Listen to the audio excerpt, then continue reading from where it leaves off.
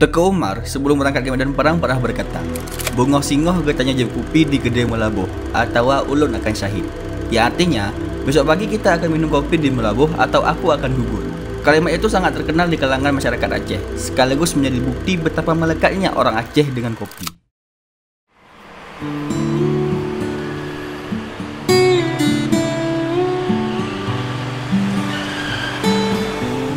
Tahun 1974 itu warung kopi biasa yang dikelola oleh bapak saya Haji Muhammad ataupun Abu Solong.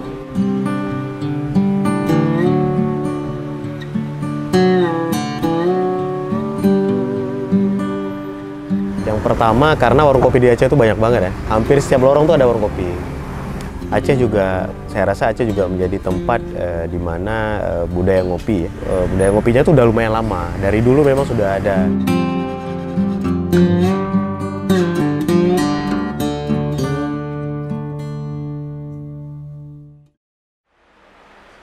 Secara sosiologis, masyarakat Aceh tak pernah lepas dari interaksi sosial dengan orang sekitarnya.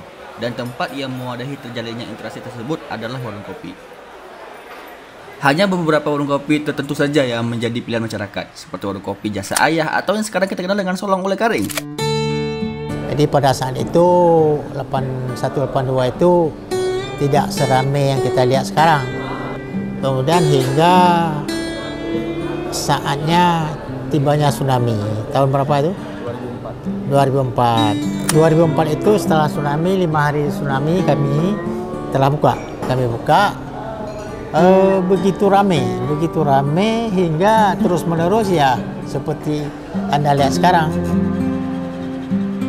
Saat ini warung-warung kopi bersebaran di setiap sudut kota Banda Aceh dengan desain yang beragam. Tradisi minum kopi ini telah berkembang turun-temurun seiring perkembangan Aceh sebagai salah satu daerah penghasil kopi kualitas dunia. Dulu waktu kuliah aku sebenarnya nggak suka ngopi juga dan sangat jarang nongkrong. Tapi seiring waktu berjalan, rupanya banyak dedelan kerjaannya di warung kopi. Jadi warung kopi ini nggak hanya jadi tempat minum sebenarnya, tapi jadi tempat kita tuh bersosialisasi sama jadi ruang publik baru aja gitu.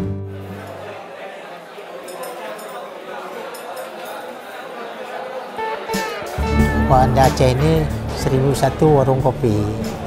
Jadi dengan ada itu titik kejut kita ada.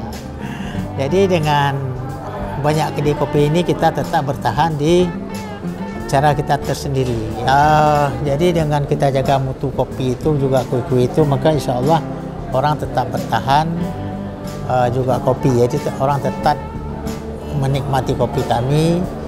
Juga dengan kita suguhkan tempat duduk yang nyaman. Karena sekarang banyak orang ke kedai kopi untuk bertemu dan berbicara masalah bisnis. Kopi yang ada di warung kopi pada umumnya memiliki 3 variasi, yaitu kopi hitam, kopi susu, dan sanger.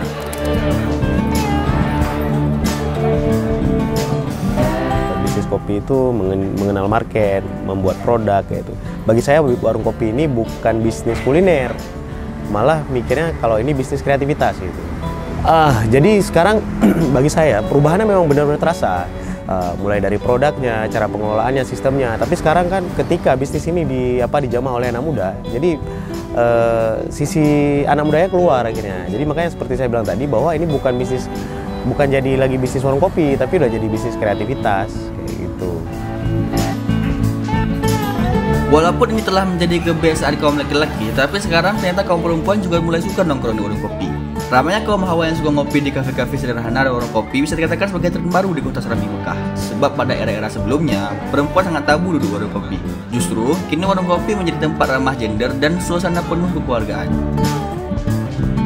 Jumat Sabtu Minggu, itu ibu-ibu itu dengan keluarga dan anak-anak. Jadi kalau datang ibu anak-anak itu ada perempuan 3, laki 3 begitu. Jadi udah biasa. Sebenarnya dulu bukan nggak rame, tapi nggak banyak produk yang bisa ramah dengan perempuan. Jadi sekarang saya rasa salah satu memang perubahan zaman juga ya, tapi yang bagi saya yang paling benar-benar terpengaruh adalah dari produknya. Kalau makin kemarin saya lihat mayoritasnya perempuan, mungkin 80-20% kali ya.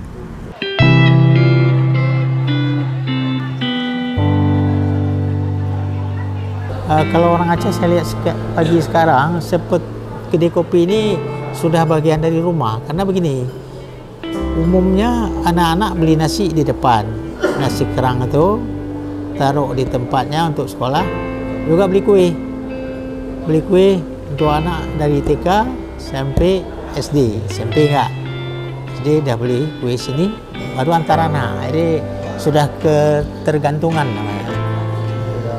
Masuk bagian dari dalam kehidupan ya. Di coffee shop itu bukan hanya ngopi juga, bukan hanya mau hangout juga, tapi ini udah jadi kayak tempat wisata aja gitu. Jadi kalau ada tempat baru berarti tempat wisata baru. Ya harus kunjungi ya, ada gengsinya, siapa yang duluan pergi. Gua udah posting, yang lain belum. Kapan kita coba gitu. Itu lebih ke gengsi sih sebenarnya sekarang. Karena dari Langsa pertama, dari Langsa kita masuk kedai kopi dapat jajar. Kalau Banda Aceh jangan dikatakan lagi. Dari kita keluar oleh Karing ini, keluar di sini Jalan Batoh, Jalan Pango udah bertindih di kopi.